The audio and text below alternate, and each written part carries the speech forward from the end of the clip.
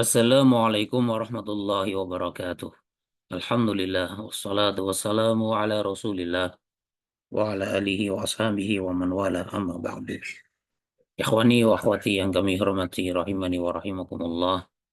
Kita lanjutkan pembahasan buku Aqrab Nahu, masih membicarakan tentang dhamir.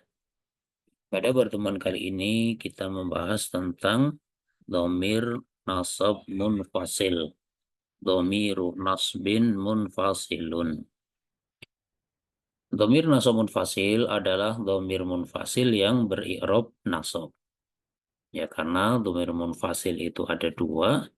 Ada yang rofa, yang sudah kita bahas. Dan yang kedua adalah yang nasab. Dan tidak ada dhamir jar munfasil, itu tidak ada. Ya. Jadi dhamir nasab munfasil adalah dhamir munfasil yang beri'rab nasab. Misal, ya, ini ayat yang sangat terkenal ya, setiap kita pasti hafal ya, karena kalau tidak hafal yang alamat sholatnya tidak sah ya, karena ini termasuk bagian dari ayat di dalam surat Al-Fatihah, yaitu firman Allah Ta'ala, Iyyaka na'budu wa iyyaka nasta'in. Di sini ada iyyaka yang merupakan contoh dhamir nasab munfasil ya. Dia sebagai maf'ul bih dari fi'il na'budu, dan iyyaka yang kedua sebagai maf'ul bih dari fi'il nasta'inu. Ini merupakan contoh dhamir nasab munfasil.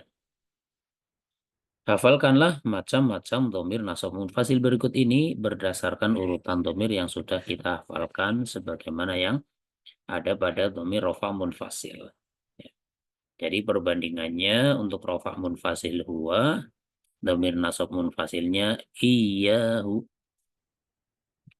Untuk rofa munfasilnya huma, dhamir nasab munfasilnya iyyahuma. Untuk rofa munfasil hum, nasab munfasilnya iyyahum.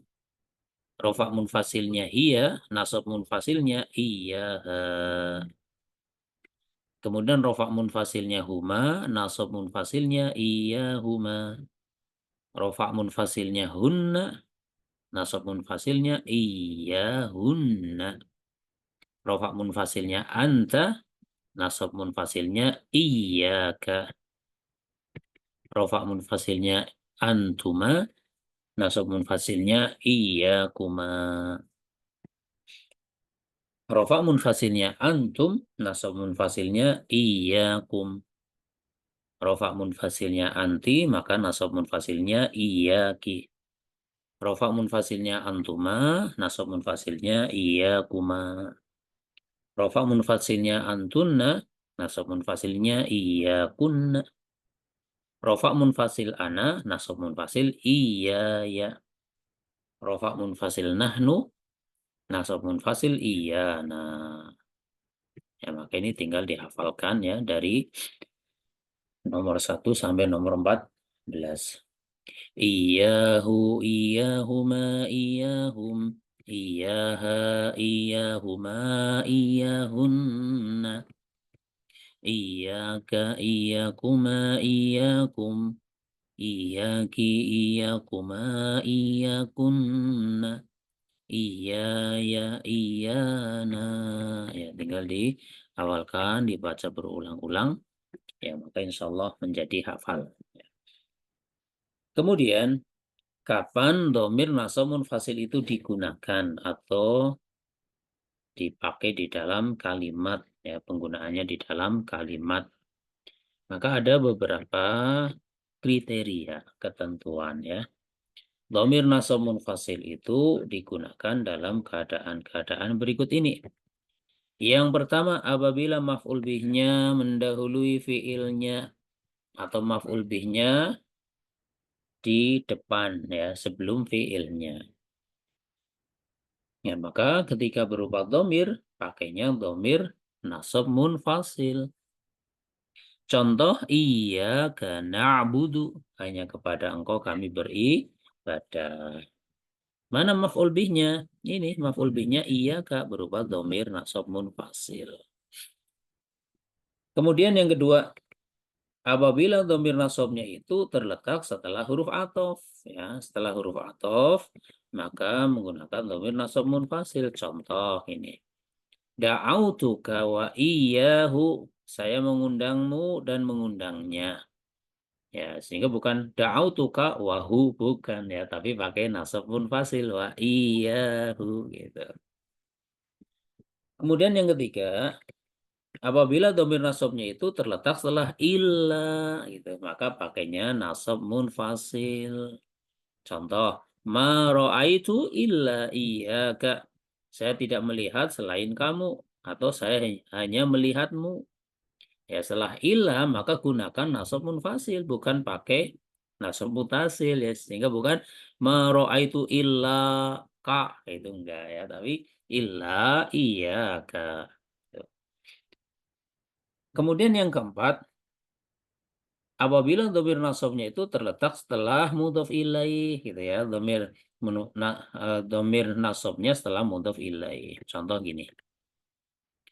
Awasolat ka da'watul mudiri iyana. Awasolat ka. Apakah telah sampai kepadamu ya, failnya da'watu al-mudiri, undangannya Bapak Kepala Sekolah, iyana kepada kita. Kemudian terjemahan bebasnya, apakah undangan Pak Kepala Sekolah pada kita telah sampai ke kamu? Ya, di sini dhamir nasabnya terletak setelah mudhof ilaih. Da'watul mudiri, ya kemudian iyana. Bukan pakai nasab muttasil, tapi nasab munfasil. Iyana. Ya. Kemudian yang kelima, apabila dhamir nasabnya itu terletak setelah dhamir nasab muttasil. Ya. Jadi ada dua dhamir nasab, pertama mutasil, maka yang kedua munfasil. Contoh, hadzal kitabu, kitab ini, a'taituka iyyahu, aku telah memberikannya, ya, aku telah memberikanmu iyyahu, kitab tersebut. Terjemahan bebasnya, kitab ini saya berikan kepadamu. Ya, karena a'ta itu punya dua maf'ul bih. Pertama, kafnya ini yang diberi. Kedua, iyahu, sesuatu yang diberikan, maksudnya al-kitab. Sehingga maknanya semacam a'taituka hadzal kitab. Cuma hadzal kitab diganti pakai domir jadinya iyahu. Ya, itulah 5 ya, 5 penempatan domir munfasil di dalam kalimat. Kita berikan latihan, terjemahkan ke dalam bahasa Arab dengan memperhatikan kaidah di atas tadi. Ya. Menggunakan domir nasab munfasil sesuai kaidah tadi. Yang pertama, hanya padamu saya memberikan kitab ini, gitu kan. Nomor 2, saya mencintai anak-anakku dan engkau wahai istriku, gitu. Nomor 3, kami tidak menyembah selain padanya. Nomor 4, pukulannya Yasir pada saya itu keras. Nomor 5, saya wasiatkan pada diriku dan kalian untuk bertakwa pada Allah. Nomor 6, saya melihat Muhammad di pasar dan juga kamu kemarin. Nomor 7, majalah ini saya berikan pada mereka. Nomor 8, rumah ini saya berikan pada kalian. Nomor 9, saya melihat bahwa Muhammad tidak memukul selain kepadamu. Yang ke-10, hanya pada engkau kami minta pertolongan. Itulah, silakan ya dikerjakan dengan sebaik-baiknya. Menerjemahkan dari bahasa Indonesia ke dalam bahasa Arab menggunakan kaidah tentang dhamir nasab munfasil. Demikian yang bisa disampaikan. Atas kesalahan kekurangan, saya minta maaf yang sebesar-besarnya. Wallahu a'lamu bishawab. Kita akhiri dengan kafaratul majlis. Subhanakallahumma wa bihamdika asyhadu an la ilaha illa anta astaghfiruka wa atubu ilaik. Wassalamualaikum warahmatullahi wabarakatuh.